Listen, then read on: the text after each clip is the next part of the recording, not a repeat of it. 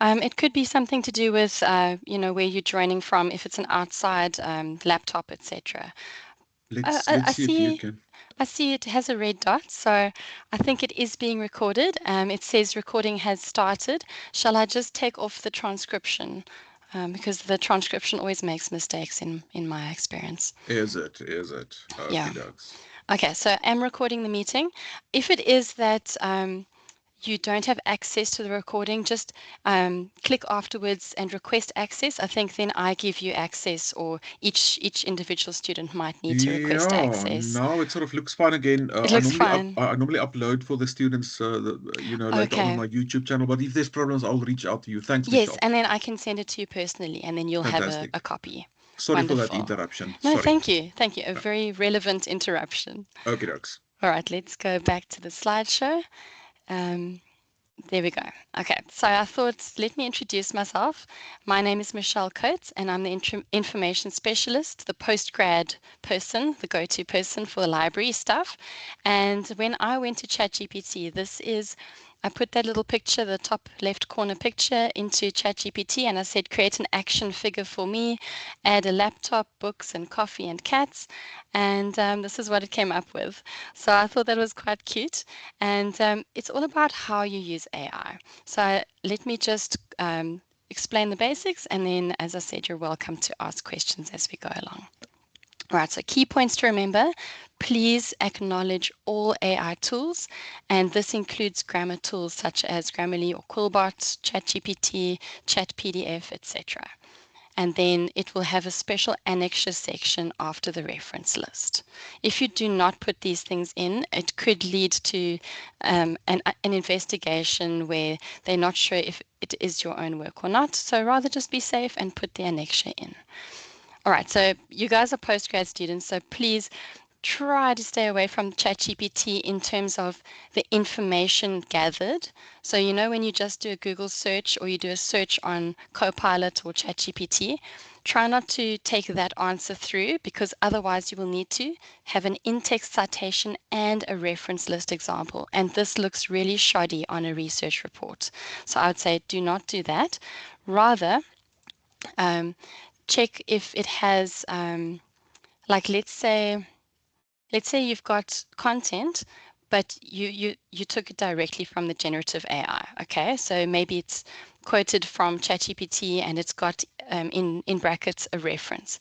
Rather go to the actual reference itself, like explore, where did this article come from? Is it a credible journal article, or is it just a web page that ChatGPT has told you about? So I would say investigate the primary source, the original source, rather than just taking ChatGPT's word for it. But if you do, then it must be disclosed in this fashion. And the annexure that I was talking about, so even if you paraphrase, you turn it into your own words, it must still be in an annexure, because you have made use of the tool, and we are AI forward, so you can make use of the tool in the correct way. And the disclosure, you'll have a title. You can copy this if you want, the name of the title. It's disclosure of AI usage in my assessment. In your case, maybe it's research project. And then the sections where it was used. Okay, so be as specific as you can and name the tools used. So if you used ChatGPT and you used it for brainstorming, then you do need to say you did that. Then last of all, you need the date on which you did the AI prompts, and then you also need a link to the actual prompt so that we can check up and see what did you ask it. So if it was, please give me some topic ideas for brand management, that's fine. But if you said, here's my title of my assignment, give me some answers, that's not fine. Okay. All right, and then like I said before, any generative AI that is not labeled or disclosed, it can lead to a disciplinary investigation.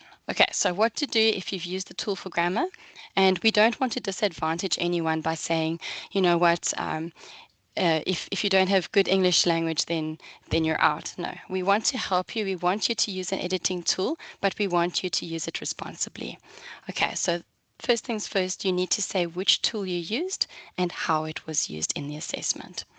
and it follows almost the same process as before, but it is missing a few sections because let's say you've got the plug-in for Grammarly, you won't be able to say exactly what section of the assignment you used it in. It will give you prompts, or it will say, why not change the sentence in this fashion? So AI will have modified your entire assignment. And it is dangerous if it's modified too much and you lose your personal voice. So yeah, just be careful of how much you rely on tools such as Grammarly. And then, yeah, the purpose obviously will change. You won't use Grammarly for brainstorming. You'll use it to correct your spelling and grammar. And then, yeah, please keep a rough draft of your unedited work if possible. So even if it's like you've written down possible articles or you've kept little quotes on a Word document somewhere, keep that version just as proof so that if you do run into issues, perhaps you've forgotten your annexure, then you can say to your supervisor or navigator that I have done the work myself and Grammarly has only modified it slightly. Okay. All right, and then this is just intellectual integrity policy. It says if an editor or proofreader is used, so this could be an actual human or something that's software based, like AI, then you must acknowledge. Okay. Right. And the process that happens, your script gets flagged, you receive an email, I reach out for support, and then depending on the issue, and because you are senior students, your resubmission will be capped at 50%, which means that's the maximum mark you will be able to get. All right. And then here are a few tools that you could potentially use. And what I'll do is I'll do a live run through of some of these just to get you familiar with it in case you haven't explored it yet. And yeah, Research Rabbit, I use it for my research. It's very helpful, as well as Chat PDF. Elicit, it's more of a subscription, so I'm not going to go through that today. And here's just a little explanation. Each of the dots is an article. So for example, I see that the size of the dot is it differs depending on how many citations or hits it has. So the popularity does count, and it says, which authors have cited each other, and it links them in that way. So it's kind of like you've got an article in front of you, and then it's almost like a suggestions list, and it will say, if you like this article, maybe you would like this one that the guy cited. And it's up to you whether or not you follow that link or, Alice down the rabbit hole, follow that process. But in general, you can choose which ones you want.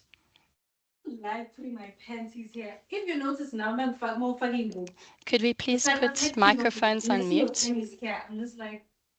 Excuse me, please put your microphone on mute.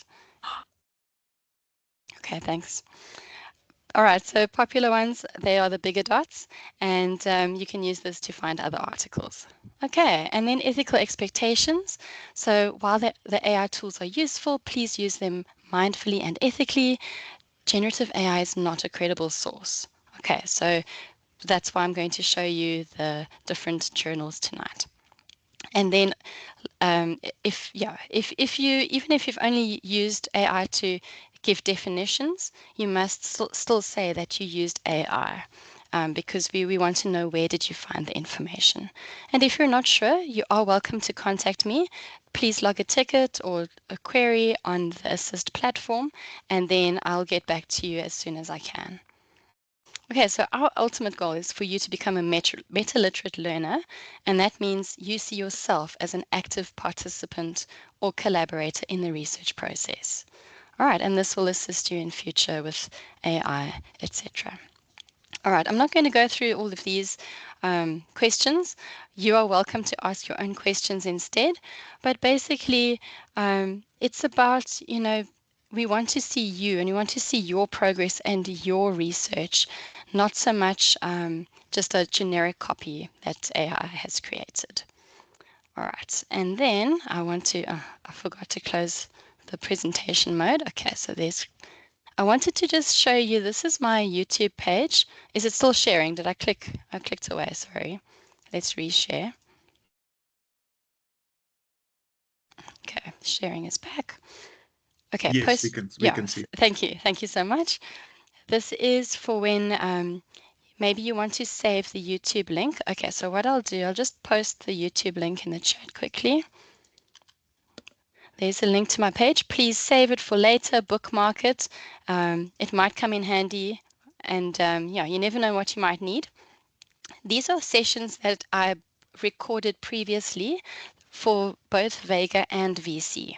Okay, so you'll see the Vega ones are the yellow and purple, and then you can see it's numbered as well. So if you want to start at the beginning, then you can do so, and a description is in the title. So for example, week 1 was Introduction to Library Services, and then week 2 was Technical Referencing and AI Disclosure. So whatever you need, hopefully something is here. I've even got a very short 3-minute credible sources presentation, and I think that one is quite useful if you've only got a limited amount of time. Okay, so that's YouTube. Then we move on to the IIE library. Right, so with this one today, I'm just going to go through eShelf, but please note there's a lot of research support that we do have as well. And the Writing Center is also a really, really underutilized resource. This is about academic writing, not fantasy writing as the picture may suggest with the castle, but rather how do you structure your sentences and structure your paragraphs in a way that is academically sound. And I used to be part of the writing center at Varsity College, Nelson Mandela Bay campus. I used to be their writing center manager for 2 years. So I've seen a lot of what the students come up with and how they can improve in a very short space of time if they follow the instructions. Okay, and if you don't want to just read the document, then you are welcome to book a session with me, and it'll just be 30 minutes. We call it an info chat, and you can also request that via the Assist platform. Okay, let's go on to eShelf. Today, I think we'll go through EBSCOhost, which is one of our biggest and best databases. I also want to take you through Taylor and Francis, and then Emerald.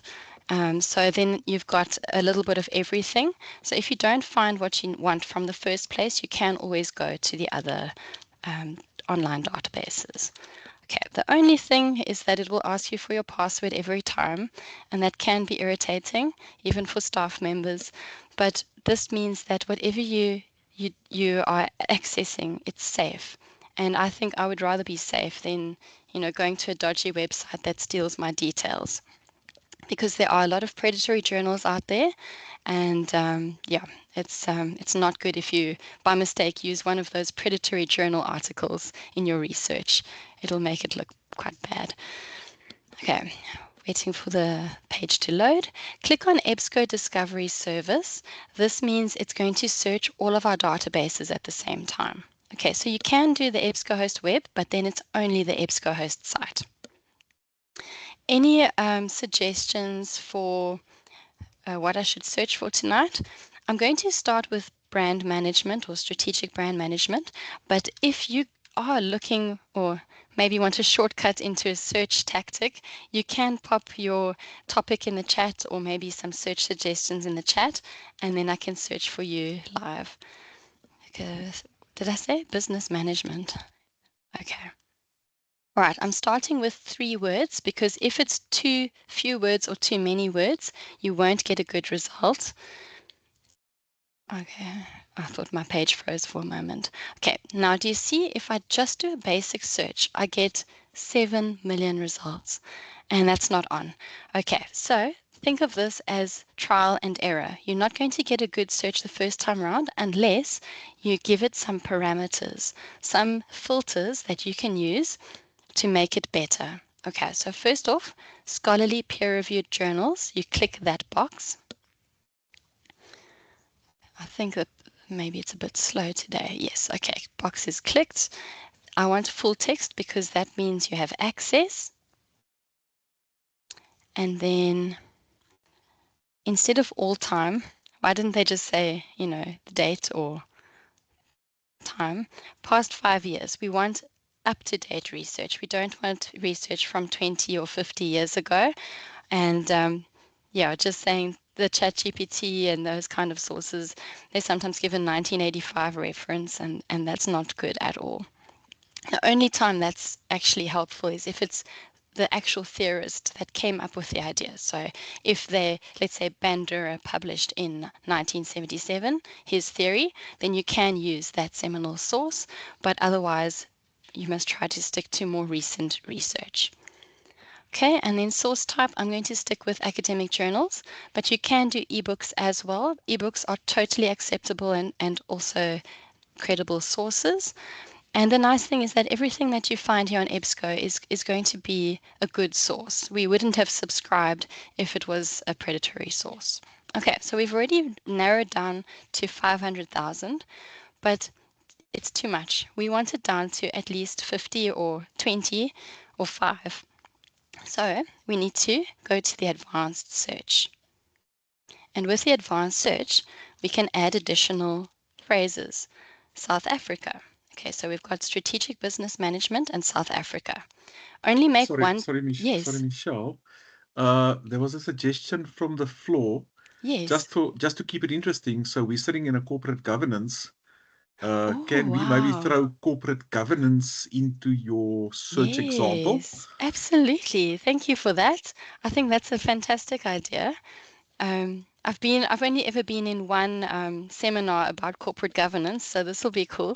Corporate governance. Okay, all right. And we want it for South Africa. So let's click corporate governance. Let's click South Africa and see if we get a lot of results or not. Okay, 45,000. All right, so we are narrowing it down. We've done the filters, but let's also put, I suppose, slightly better parameters. So do you see at the top here, I've done little quotation marks around the inverted commas around this. That means it's not going to just search the word corporate separately and the word governance separately for the titles. It's going to make sure that those two phrases are linked, or those two words are linked. And then we can also add, I just want to check with you guys. So it's going to be corporate governance for certain businesses in South Africa. Is it anything to do with like a retail industry or not really? Is it not specifically retail? Guys, let's help Michelle. Hi Okay. there, maybe an SOE. Okay. All right. I'm not sure. Yeah, carry on. A post office. Sorry, I'm not sure. Can you hear what was said? It's breaking up on my side. There's a hand raised. Leonie, go ahead. Oh, thank you. I was just suggesting maybe putting in King 4 as another parameter, the King code. Let's try. Yes, let's try that.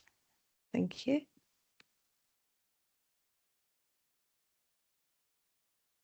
Okay, so each phrase you can see is separated with and. Now, that's excellent. Yeah, okay, so King 4 narrowed it down to 1,000 results. I'm going to put the little inverted commas around all of the phrases or words, and then let's see if we can get it below 1,000. 600. Okay. All right. So the different headings worked. First article on the list says corporate governance reporting practices in state-owned enterprises. Okay, so if you were going to be looking at that, then it's super easy. You can, if you want to see if this article is good for you or not, you can say generate AI insights and it will summarize the article for you, which is really cool because now you don't have to waste 20 minutes reading through the entire article. Okay, so it gives us 5 bullet points. Please do not copy and paste this as your work. You will still need to make sure that you read the actual article and cite from the actual article. So how you do that, you just click on the Access Now. It will be at the top. It will either say access as an e-publication or PDF, and when you click that, it should download. Okay. Michelle, just on a side, Yes. does these systems also generate the reference for the articles or help us generate those, or is that not something that's normally So available? it's a yes, but It's a yes, but. because it can generate a citation. However, as you see, I clicked the three tools, the three dots there, and it's top of the list. It's not necessarily our in-house rules for referencing. Okay, so even if you selected Harvard and it shows the example here, it doesn't follow our structure. Okay, what's different? I always say Yeah. it's one of the 50 Harvard methods, tongue in cheek. There's actually 100 or more, so yes, you are 100. right. Yeah, I know it's crazy. Why can't we all just do APA? Then it's always the same. But yeah, I don't make the rules. So anyway, we do not put the brackets around the year of publication. We also don't put those little inverted comma thingies around the title. Okay, so you can use this as a skeleton structure and then modify it according to our guidelines. So this could save quite a bit of time. And all you do is you copy to your clipboard and then paste it where it's needed. Right. Okay, I hope everyone is on board. I think let's go on to the next. We are running out of time, so let's go on to the next platform. And yeah, if you have any other questions, you're welcome to message me afterwards. I don't mind answering other questions outside of this session. Michelle, we're not too much pressed for time, Okay. so you're happy Okay. to. Okay. I'll do welcome the to continue. I'll do the full presentation. I'll do the full run through. Awesome. All right. Let's close the EBSCOhost chapter and let's open up the first one that says electronic databases. All right. EBSCO is here as well. So in case you missed it, here it is again. But let's scroll down. Okay. When you scroll halfway down, you'll see there's this one called Emerald Insight. I'm going to click on Emerald Insight, and then from the Emerald page, I'll just show you. This one is for journals, ebooks, case studies, etc. And I think the case studies are quite nice for business, and it makes it more user-friendly in a way because it will give an actual example, such as a coffee chain, Vida e-Cafe or something like that, and what problems their business had. Okay, but first off, let's just go to the different sections. Okay, so what I'm doing, I'm going under journals, I'm clicking journals, and then it's only going to be searching for journals. All right, if you wanted to search for ebooks, you'd have to click back and go to the proper ebook section. All right, let's just do a very basic search just to check how simple or how complex their search patterns are.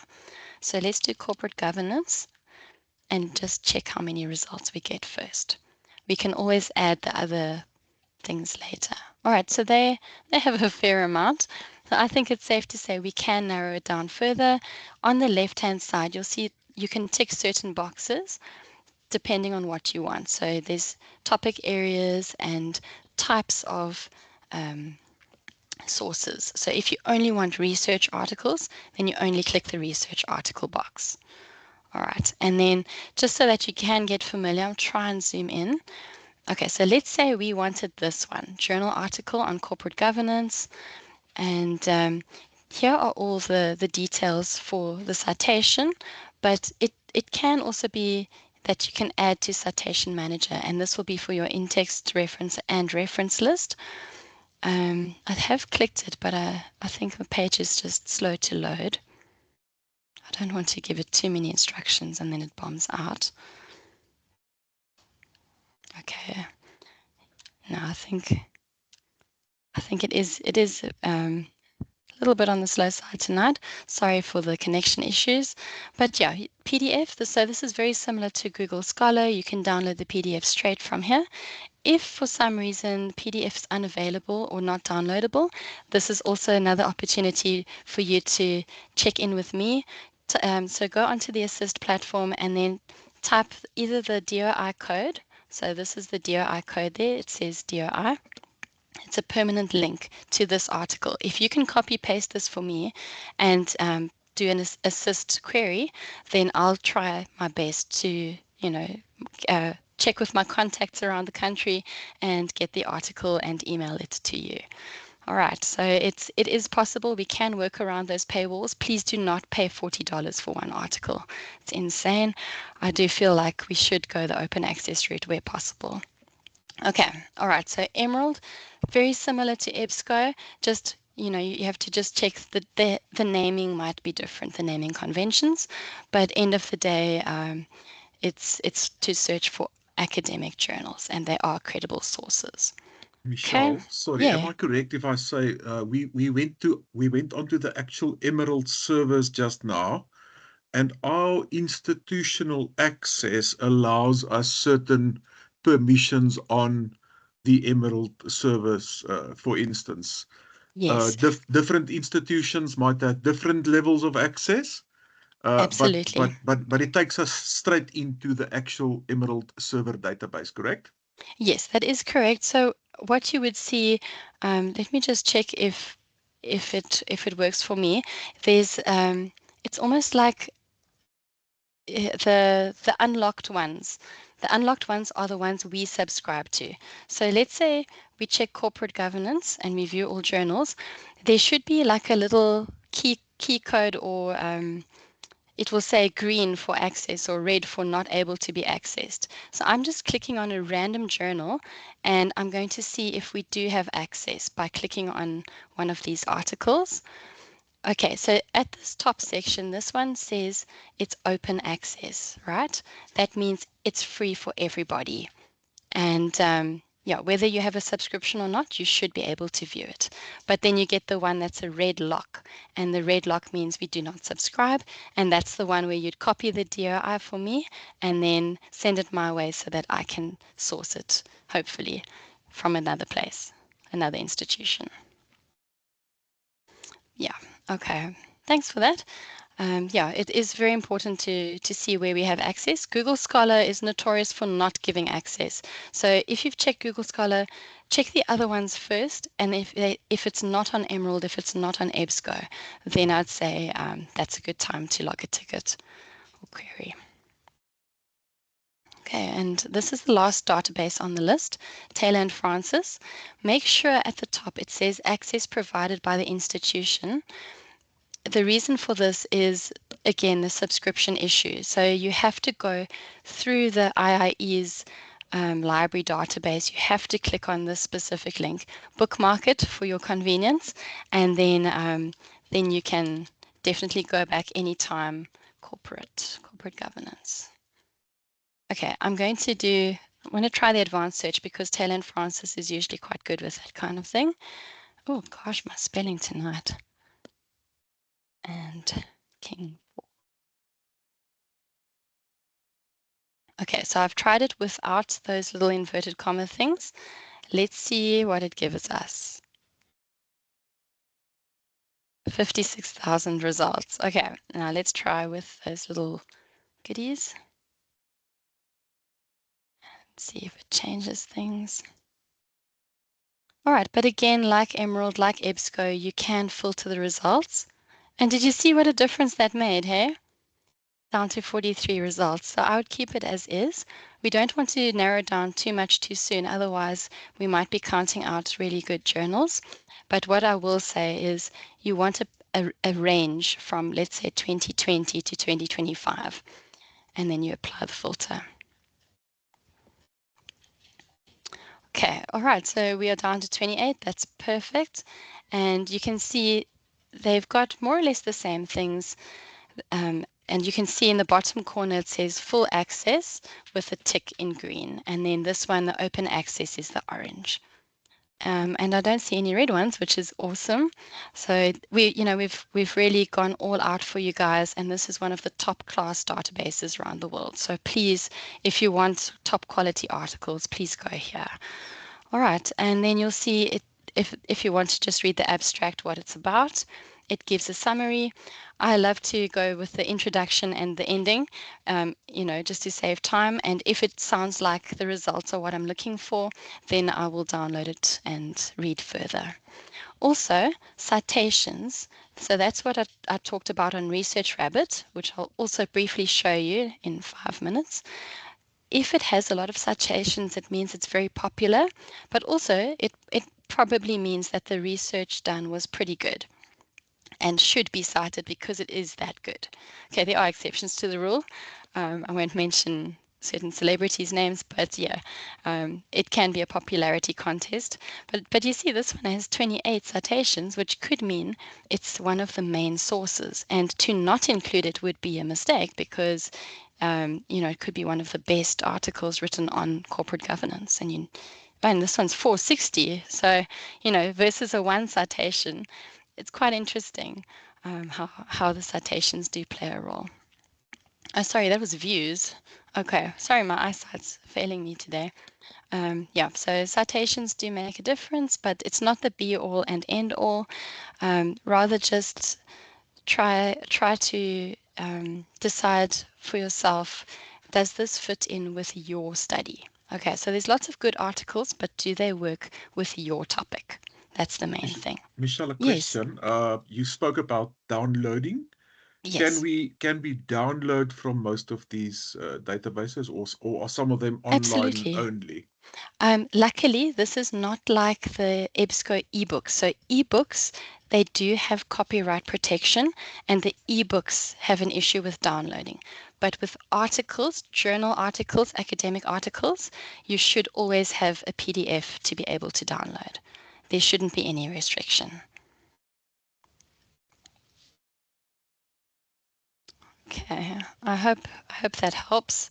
But yeah, basically same as before. If you're not happy with the search results, you can always go back and change it or do an advanced search with extra filters.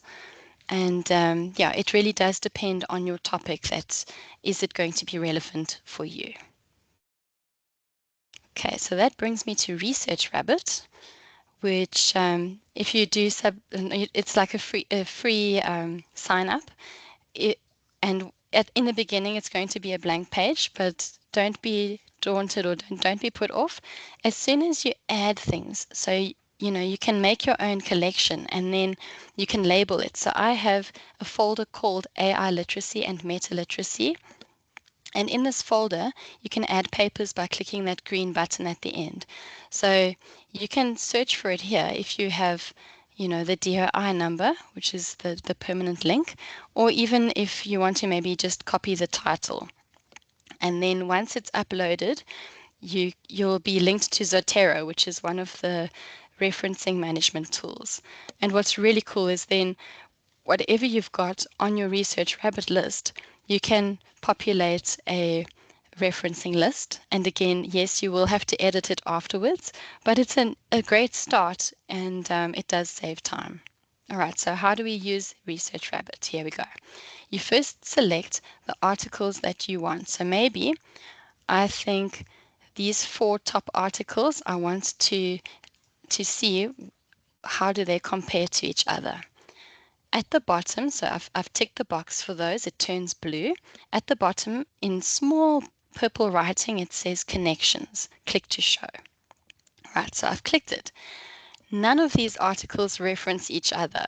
Okay, but, okay, I don't know what's happening with this screen today, but it will give you suggestions for other articles. All right, oh, here we go. Explore papers. So there's 966 suggestions for similar work. And then you can also explore further, see if there's any linked content. What I'm going to do, I'm just going to click here on similar work.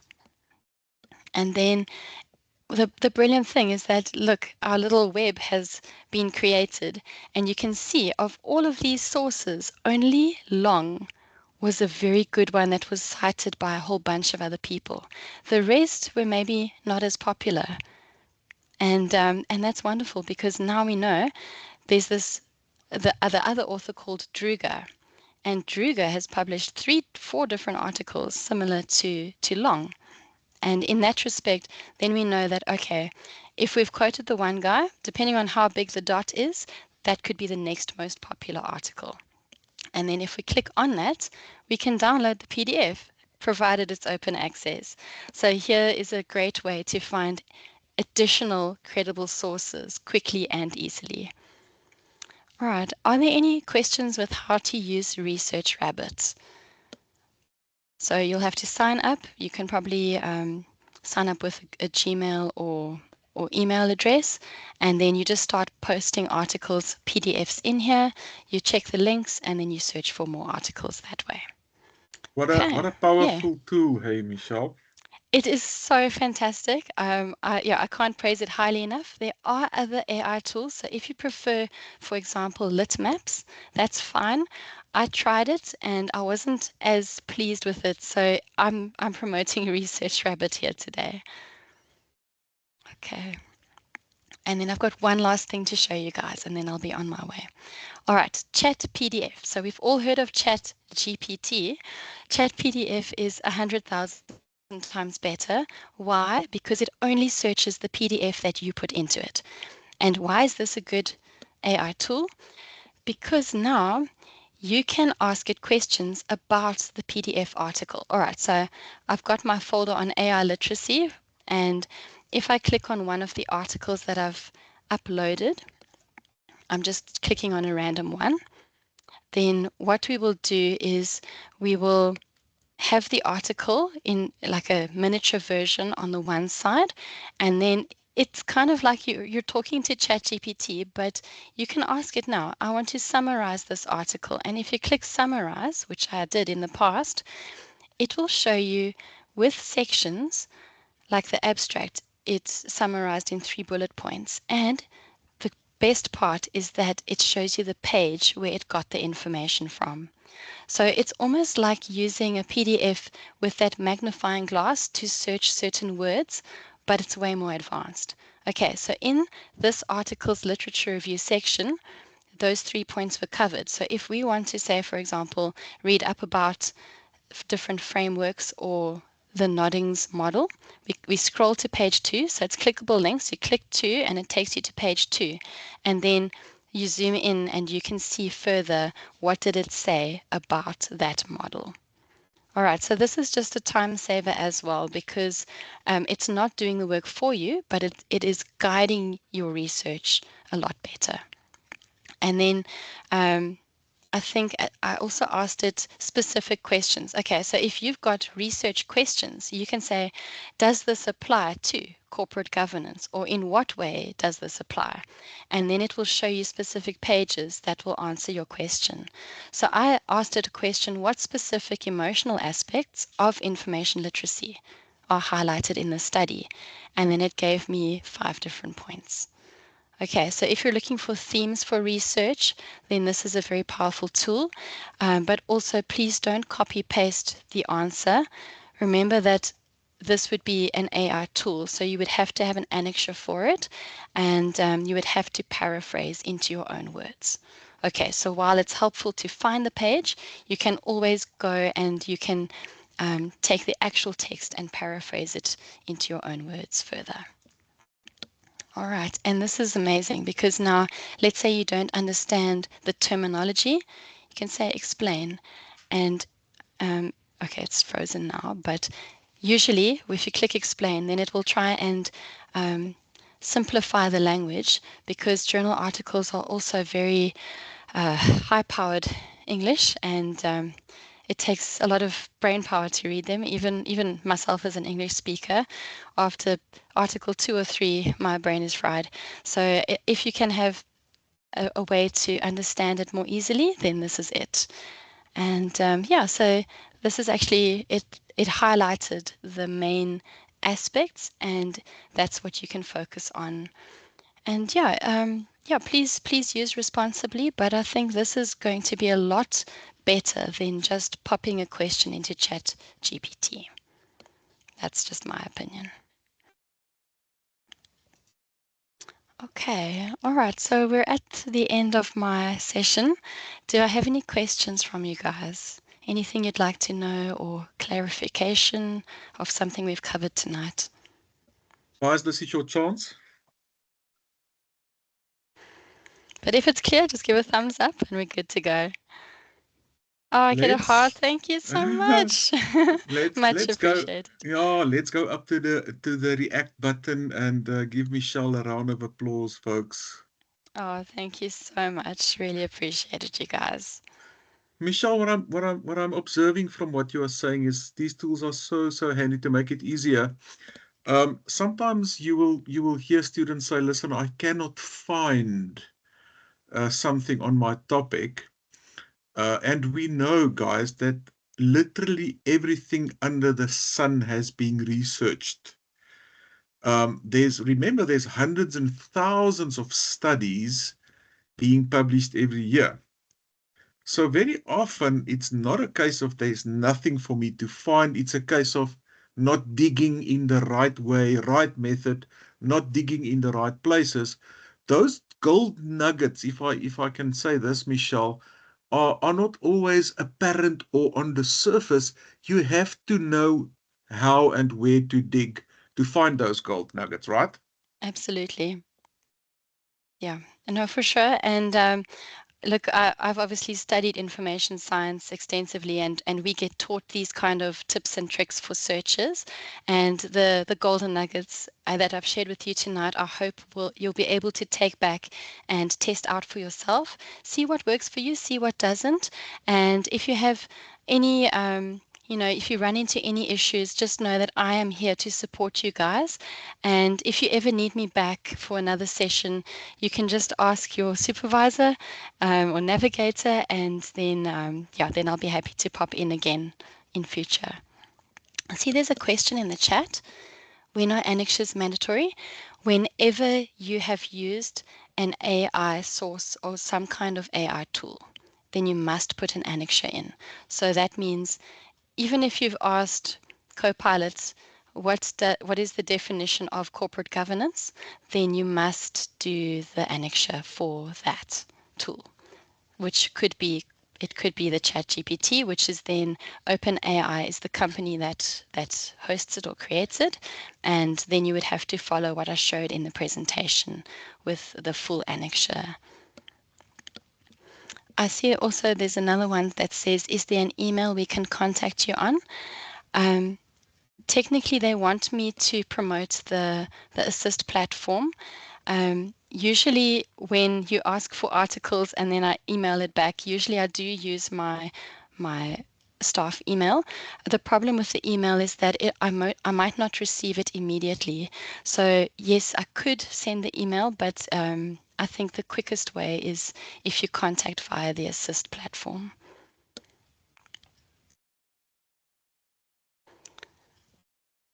Okay, right. Thanks for that. Thank you. Thank you for that. All right. Well, thank you so much for your time, Michelle. Guys, this is recorded. I believe the recording will be okay, so we'll make it available. There was a lot of info, so you can go and revisit this at your own leisure. And thank you so much for providing us with this very insightful session, Michelle. You're most welcome. And is it fine if I stop the recording now? We can Or let it you want? run. Okay, I'm just worried if I leave, will it keep recording? It should. Yeah, I'll see Okay, what if happens. not, then you can record I again can without re-record. me. Okay, Yes. part 2. All right, Okie thanks dokes. everyone. I hope you have a great evening further. Thanks, Take Michelle. care. Cheers. Bye. Bye.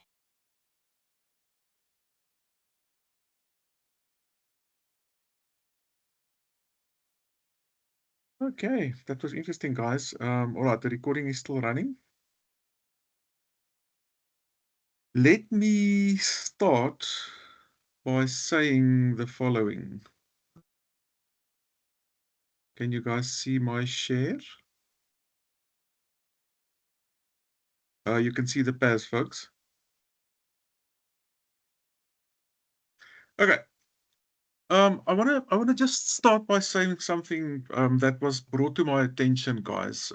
Yesterday, there was some concerns from students that said I sometimes go over things a bit quick, or I don't adequately explain theoretical concepts. And when this was pointed out, I thought immediately, oh my goodness, it's so easy for someone to make that oversight. So I've been doing this for a long time, 10 years, and I'm operating in the honor space, but also in masters and PhD space. So I was reminded again of where I was when my research journey started, where most of you guys are now. You are at the beginning of a daunting journey, and so I can completely empathize and sympathize with you guys in terms of how it feels to have that uncertainty and not knowing exactly how things are, and what's today you feel you know something, and tomorrow you're completely feeling lost again, and that sort of thing. So I want to apologize, for lack of a better word, and I will really go slow with you guys, and really take the time to not come in at a high level. Not that you guys are in any way not able to cognitively interact with the material, but just to make sure that we lay that foundation, and help everyone to understand and be on the same page. So I will modify my approach. I don't normally give slides. I will make the slides available to you guys as well, and also post some additional support on the module page. The whole aim is to support our students as best we can, and to meet you at the place you are at. So forgive me, it's no excuse, but it's been a long time since I've worked with people who are really at the start of their research journey. And then I sort of take for granted the fact that there's a lot of stuff that I know, but it's new concepts to you, and you guys are introduced to it and so on. So absolutely. Couple of things housekeeping wise, and we are running out of time. We've got a couple of sessions now, luckily, which gives us more time. So you did see the new PAS. This is ours. This is the corporate governance. It's for all the cohorts. So that part 2 date's been moved out to 25 September. Please take note, guys. This was a national ruling. So wonderful. That's a thumbs up. We are moving out to 25 September for part 2. That's nice. It also counts in that public holiday on the 24th, which gives us a bit more time, right? So the ethical clearance procedure, and we'll spend more time on this, but there's a whole bunch of annexures that you guys received, and this can be confusing. It's something that we need to go through a bit as well. And I want to tell you something in terms of the ethical clearance. Ethical clearance looks daunting, looks confusing, but in reality it's not. It's simple if you have your ducks in a row, if your documentation, your paperwork, and all your things are put in place and it's done correctly. So there's a couple of documents, not all these documents, that's the first thing I want to say, will apply to all of you. Annexure G is only used when you are using IIE participants. Sometimes they will not approve those studies because they say our participants or our students suffer from research fatigue. It requires additional documentation and permission. So I would maybe advise you guys to avoid this if you can.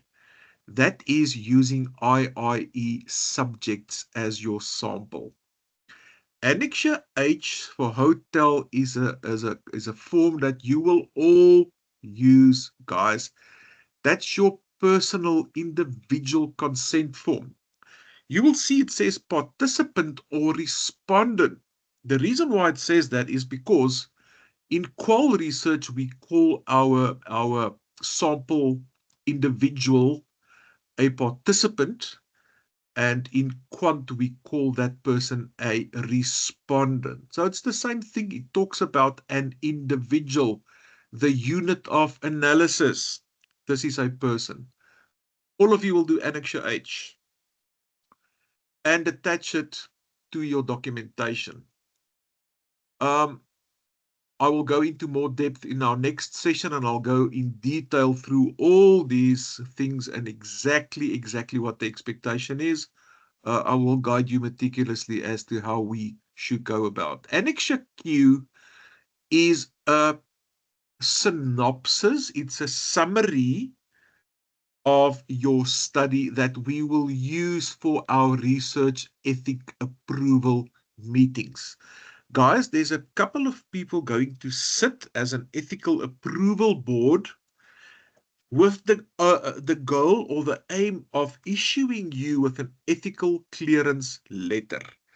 The ethical clearance letter is a go-ahead. It's a green light for you to say, you can now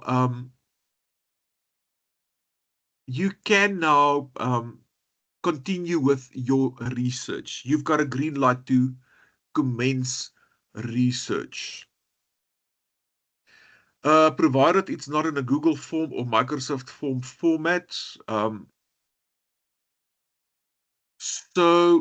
This is normally something that you will, if you see people for interviews, you will have this signed in person.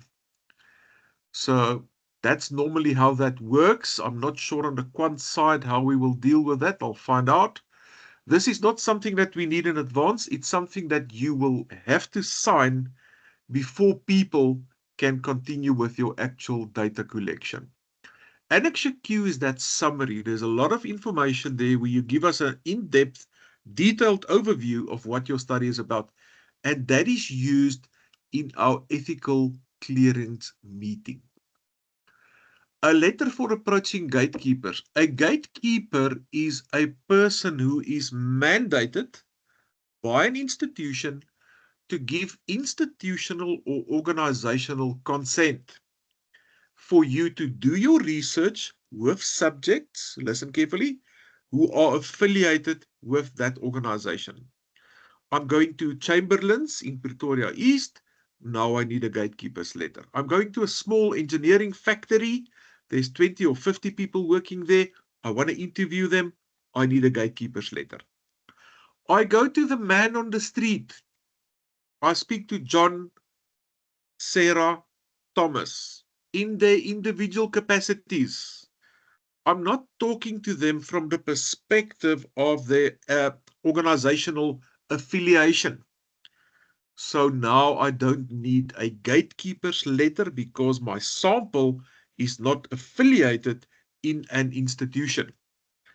Now individual or personal consent, Annexure H for hotel, is what will be used.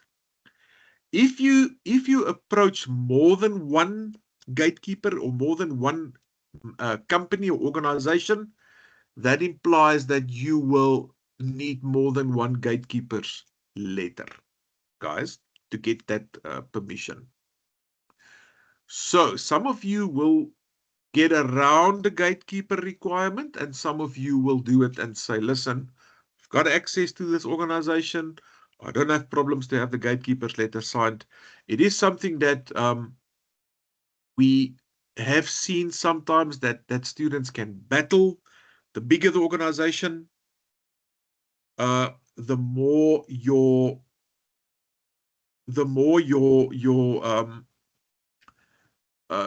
red tape to get those gatekeepers letters signed, up to the point where you can sometimes just give up and move to another organization. So be mindful of that, guys. You want to do research and you send your stuff and you ask them to sign stuff, but that doesn't mean that your request is on the top of someone's pile of things to do there.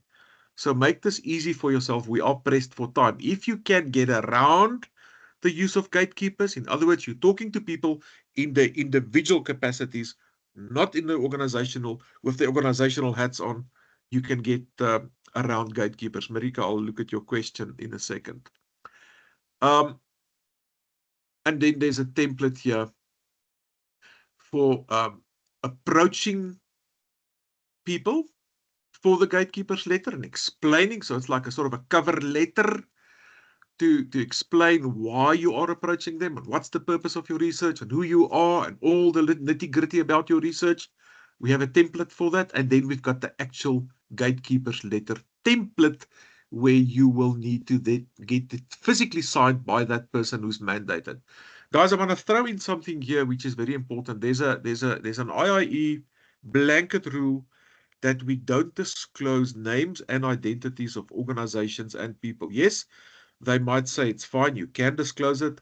We say from an IIE perspective, you are not allowed to disclose those identities. We've got Poppy, we've got Popia, we've got lots of stuff. So we're keeping it confidential. That does not mean that you don't know who they are. That's anonymous. You know who they are. You know who the people are that you're talking to. You know what the organization is that you are approaching. So you're keeping that info confidential and you guarantee confidentiality, as it were. We don't want to see those published in your submissions. In other words, in your proposal and in your reports, you will give us a template of the participant respondent form that you use. If you use the gatekeepers, you will give us a customized template of the gatekeeper's letter you used so that we can see you are cognizant of it, you modified it, you customize it, this is what you used, you're going to refer to that annex, you're going to tell us how you used the documentation, your paperwork, but you're not going to show us, you're not going to reveal the actual identities of individuals, one, or organizations, two. Very important, folks. I'll go through this in detail when I see you again to make sure that each and every one is up to speed with everything. The process, which is really quite simple, I'll explain it. Which annexures will apply, and then also going through a gatekeeper's letter, a annexure Q example. Remember, Annex Q is the one that we want to use when you guys apply for ethical clearance. All right, I'm just going to zoom in a bit here. It's funny now. All right, here we are. This is Annex Q.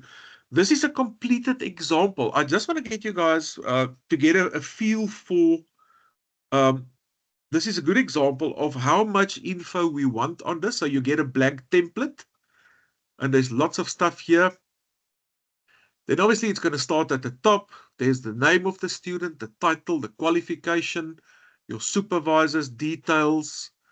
Then there's a lot of tick boxes here. What is your paradigm? What is your approach that you're using, your method? Talk about ethics. Tick the applicable documentation that you will use in your ethics paper trail. Those are the documents that we just made mention of. Then we say, listen, provide us with detail about your study. In plain language, describe what your research is about. Guys, can you see? This is not cryptic. It's detailed. The better you do this, the better your chances are to get approved. If you give us one line here, and there's a lot of questions, and there's a lot of things unanswered, then there's a question mark from the board, from the approval board, looking at your application. So I want to show you this. This is a real example from an honest student. So there's lots of detail here. There's another section. Talk about your sampling. There's purpose of sampling. Talk about your population, your target population, your accessible population, the criteria for your population, your unit of analysis. The student discussed briefly all these things so that you can demonstrate to us that you know what you're talking about. So what we want to see is you know what you want to do and you know what how you want to do it, how you want to get there. Right, lots of detail, guys. Your sampling method, justification, your sample size. Remember, sample size 3 in qual, 10 in quant. Research rationale. Then these ethical parameters, trustworthiness, credibility, transferability, academic rigor comes there. Then there's a whole section on data collection. Important. How will you collect your data? Talking about your interview schedule. See, Butler, I'm not sure if this was made available to you. It might have. Check your VC Connect emails so that we see what you guys were sent and what not. But you were definitely sent a lot of these templates. I'm not sure if you received the completed example also. Data collection, reimbursements. That's a big one. Never, ever, ever are you allowed to reimburse participants, guys. It's not allowed.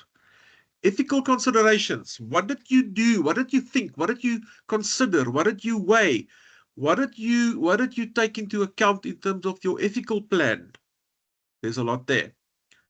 How did you obtain consent? You see the student is talking about the consent form, voluntary participation, and so forth.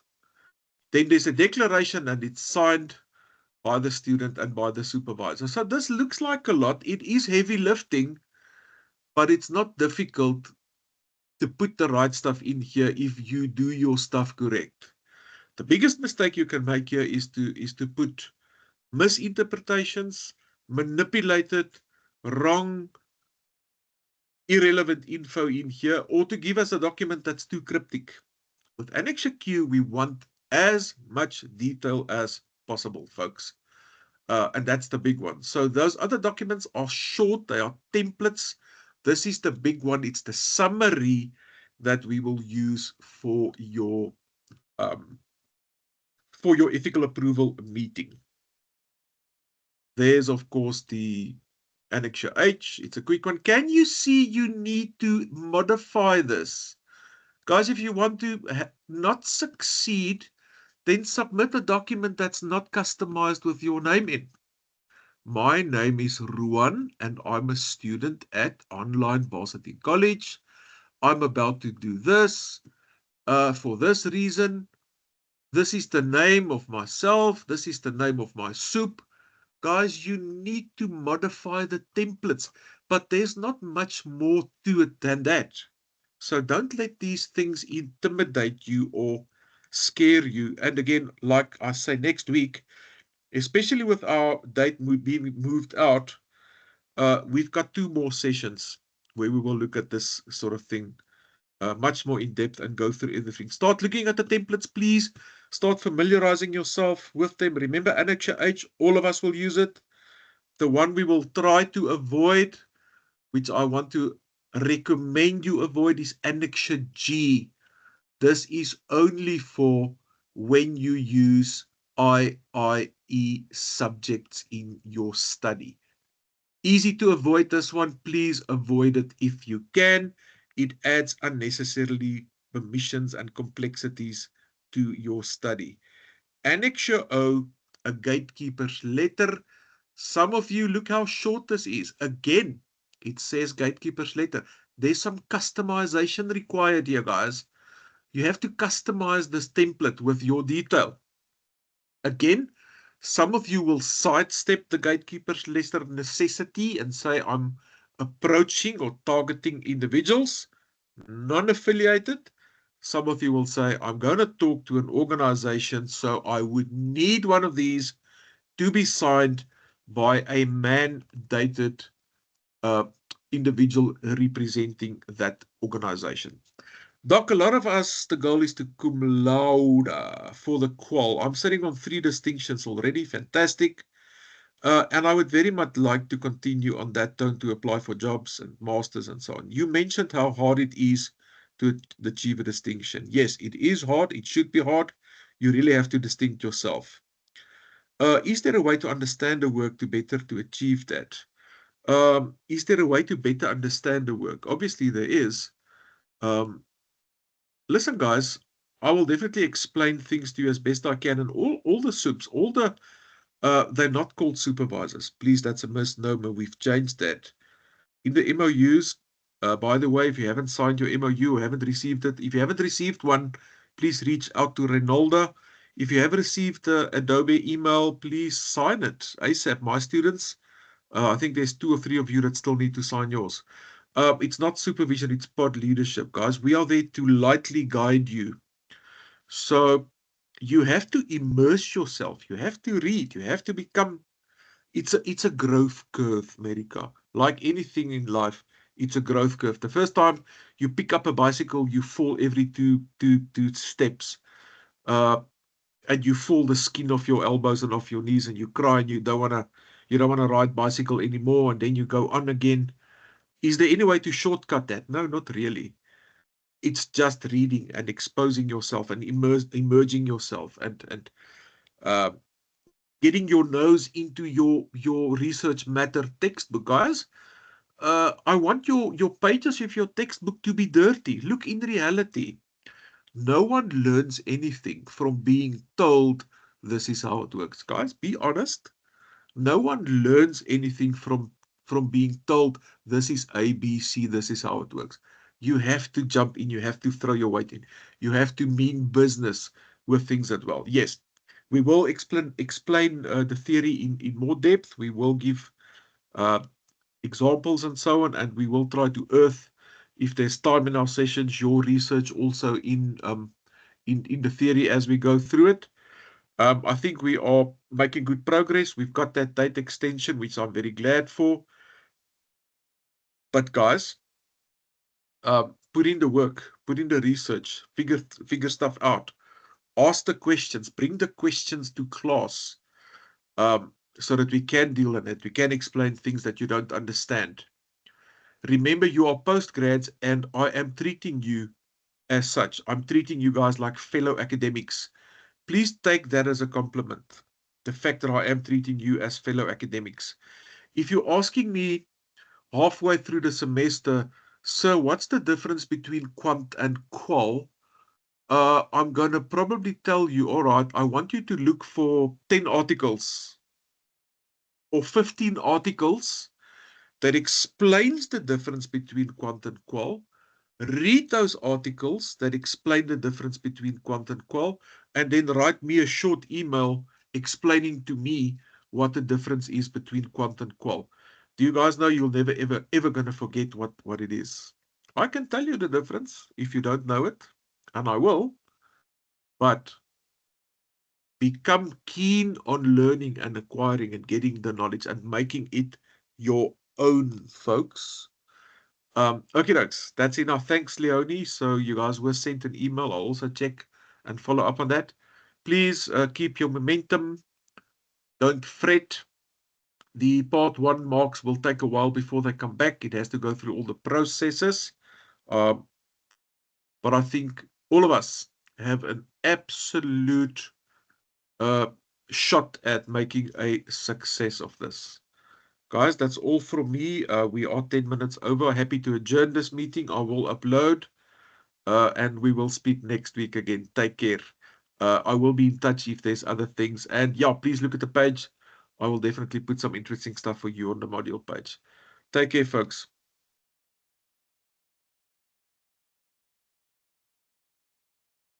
Thank you.